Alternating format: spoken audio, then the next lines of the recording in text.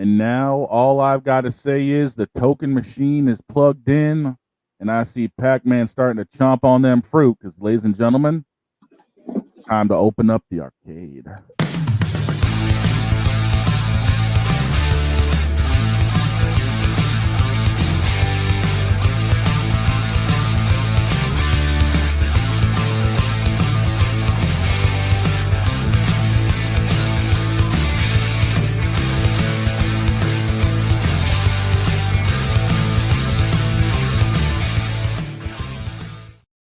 Take it away, boys. Kick it, Droid.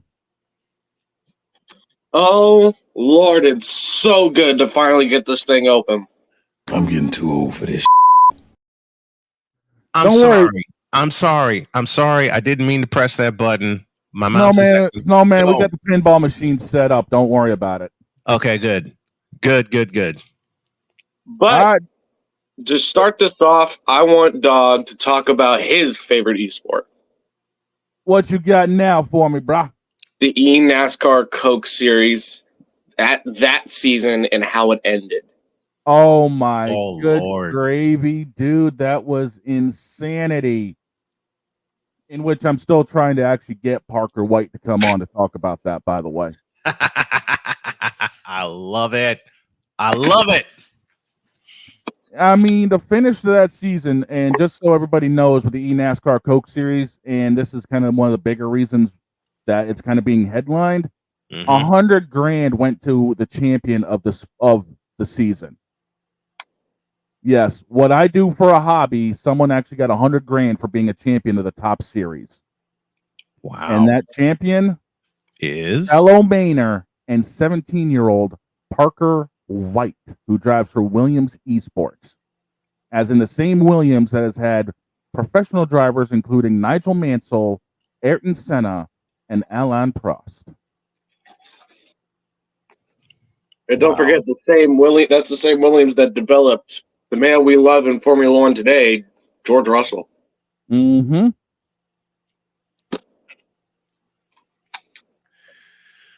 Now, I have two good buds in the eNASCAR Coke Series, the top series, by the names of Wyatt Tinsley and Graham Bolin. Graham Bolin actually made the championship which I am very proud of him. Boy, had himself a great season. Mm-hmm. I mean, to be fair, he barely squeaked in. That just tells you how competitive it's been. He was fighting so hard, and sadly, Wyatt didn't make the playoffs as he didn't stay in the top 20 by the end of the season. Yeah, unfortunately, Wyatt just had a bad string in the summer that kind of hurt. But an amazing season. I think we have the Xfinity season now. It's the eNASCAR College Series running the Xfinity cars. Yeah. Yeah, so we have the College Series going on now. I think we're in race 2. Which also sees a lot of the guys who ran in the Coke Series, including Parker, who's representing University of Maine and Augusta, and Daniel Falkingham. Wyatt's in there as well. Daniel Falkingham, another fellow Mainer who's in there representing UMaine Machias. What I actually didn't know about Wyatt was that he's from Virginia. Oh, dear. Oh, wow. So I'm just going to assume he's representing his home. I'm just going to assume he's representing his home college of the University of Virginia. Home with the Cavaliers. Yep. Either he's representing UV or VT. It's one of the two. I'd have to take a look at the last race, to be honest with you. I've been doing a lot of research for today's show, including trying to figure out where the Tampa Bay Rays are going to play next season. But we'll save that for tomorrow. That's going to require a lot of moves going on within the esports realm, including at my beloved team, the Kansas City Pioneers. They have let go of both their Apex and Rocket League roster after their respective seasons. Oh, wow. Their Rocket League roster consisting of Super Locky, Amphis, and Fiber with Mock as their coach. And their Apex roster consisting of Bez as their coach, and I believe that's Onmu, Deeds, and I forget the last one, but I know Onmu and Deeds were the two other players. And yes, by the way, ladies and gentlemen, the esports world is financially beneficial if you invest in it properly. Droid and I would know that because we kind of used to do that. And another thing that happened while we were stalling the opening of the arcade. I'm sorry, the bulldozer got stuck. What do you want me to do about it? I take fault for that because I had so many problems with the construction of the arcade. I had to strip the foundation down and I had to rebuild it. So y'all saw what you saw this morning from the complete rebuild. Go ahead. Oxygen Esports has ceased operations as Kraft found out that esports isn't really that profitable unless you are the top organization in the world. And yes, we're talking about that Robert Kraft. Dear God, not the same. Not the same. The same. Oh, jeez. He found out that he wasn't making money. He was actually losing money on the forefront, so he decided to completely cease operations instead of selling the team. Stupid. Such a Kraft move, too. So Oxygen Esports loses all of their rosters, including their Rainbow Six roster, their Rocket League roster, their Apex roster, their Call of Duty roster, their Valorant roster, and more, including their two NASCAR drivers. Yeah, that's going to be interesting to see where those two guys end up at the end of the year. Please, I want 3 in KCP. Yeah. Give us Big Z and I'll be happy. Yeah. I think we were in the 22 for Oxygen. I'm not sure. Let me take a look at this. I got you. Keep going, dude. Keep going. And then, for those who don't know, RLCS Worlds took place in Fort Worth, Texas at Dickies Arena. One of my buds, Tiger, was at that World. I sadly was not able to go due to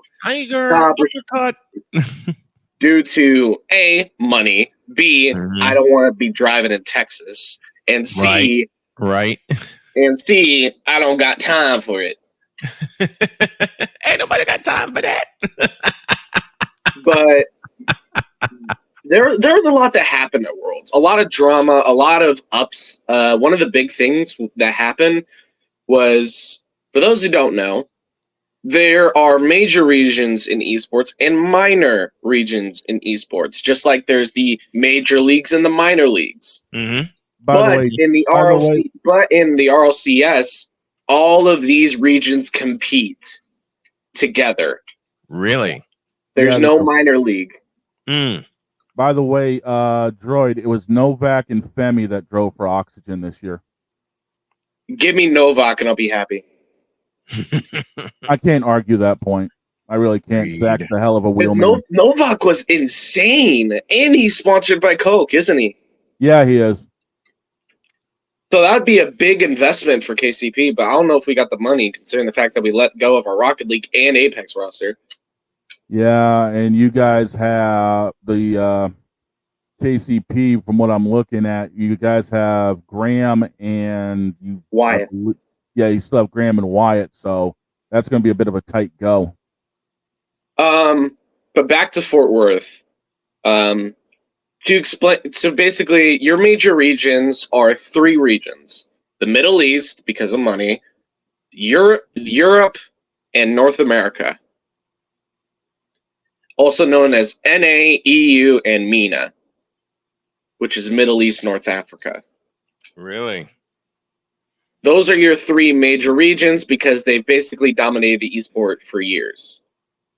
And your minor regions include South America, Oceania, what is called the Sub-Sahara Africa, SSA, and APAC, which is the Asia Pacific region. Asia Pacific, Asia Central. That's what APAC means. And the biggest upset in recent world history happened between Oceania and NA. My Kansas City Pioneers took down the number 2 seed Gen G Mobile 1. In 6 games, there was no Game 7. It went 6, and they closed it out in the biggest upset in recent RLCS history. And I've been in contact with Fiber all year. So after that series, I was fucking texting them like, let's go. Whoa, I'm sorry. Oh, there goes that one for the radio today. Droid. Listen, when I'm talking about something so passionate, it's hard to control my words. Get better at it. I'm trying. Try harder. And I what know do you where think I'm doing. Droid, shut up a minute. I know where you're coming from.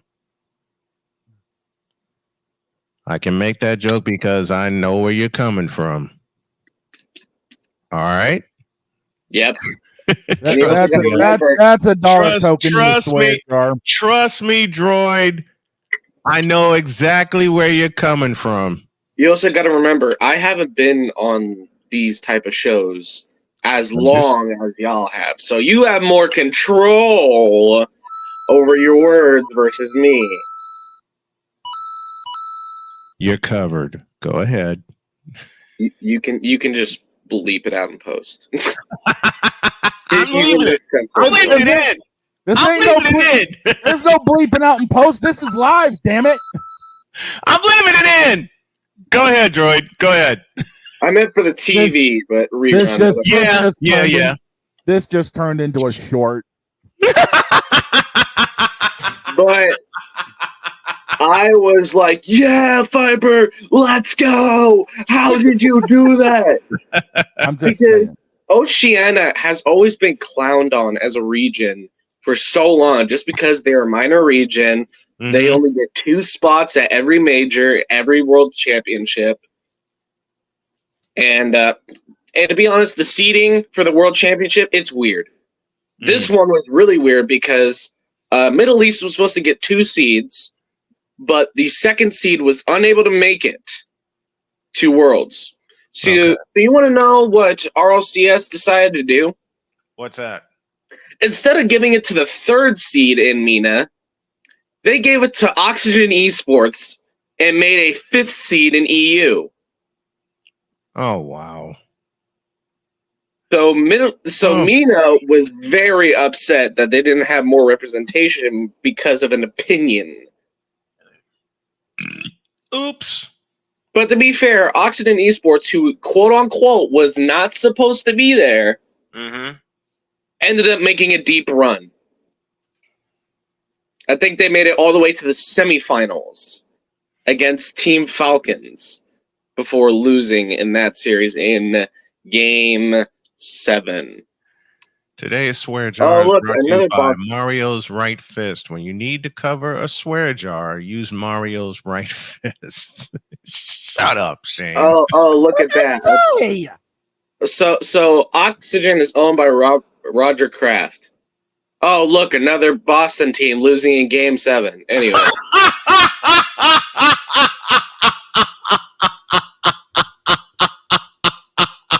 You're not right in the head, dude. You're not right in the head.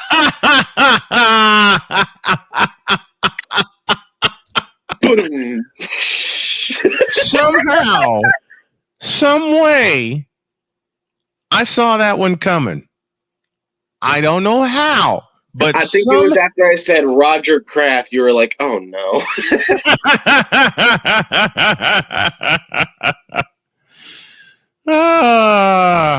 Oh my gosh. Oh, nuts. I think we better close the arcade on that note. But actually, I do need to say, congratulations, Team BDS, on winning the RLCS World Championship, I believe, for the 2nd time in the last 3 years, which is really impressive, especially with how much BDS changed in that 3 years. Losing their head coach and bringing in a new coach in, getting used to him, and then coming all the way in and winning the World Championship again? Jesus. And oh my, it's like so impressive to see how much, it's impressive to see how much you can do with a new coach. Mm-hmm. And maybe the Cowboys should take notes. Bang! On that The note, gun is hot and it is loaded for anybody. On that note, I'm turning the neon off. Let's get out of here.